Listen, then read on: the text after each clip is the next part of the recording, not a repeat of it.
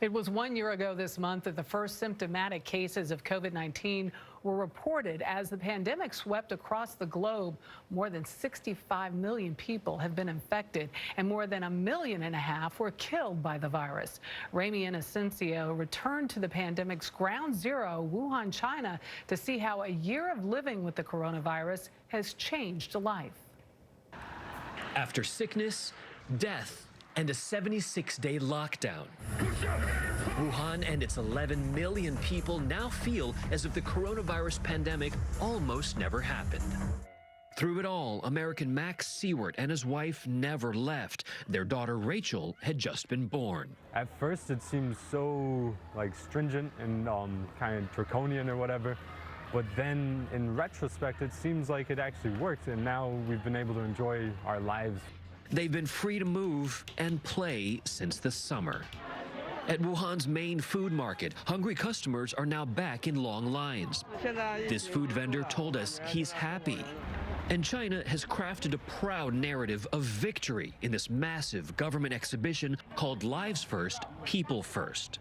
It praises China's President Xi Jinping as the hero of the nation's war against COVID, followed by frontline healthcare workers. Mentions of the dead are rare.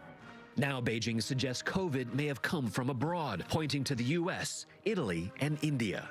This is the Wuhan Institute of Virology, believed by some to be the origin of COVID-19. Now, we tried to get access to this institute for months, but we were turned down. We also tried to interview many Chinese doctors across the country. They all said they were either busy or were frankly barred from speaking with us. Coronavirus researcher Dr. Lin Fa Wong did. Born in Shanghai, he's based in Singapore. Let's face it, a human outbreak started in Wuhan. Just don't say it's not from China. It may prove to be wrong. At Wuhan's oldest cemetery, newly etched headstones reveal some scope of the tragedy. Across Wuhan, there are at least 16 cemeteries just like this. Tao Yu has questions. His 69-year-old father died from COVID in February. The government sent about $600 as compensation.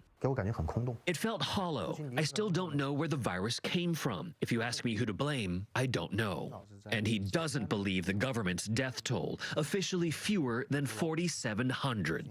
Now, so many graves, row after row, stand as monuments to lives lost. In this scarred city, synonymous with outbreak, loss, and now 1 year later, recovery. For CBS This Morning Saturday, Ramy Inocencio, Wuhan.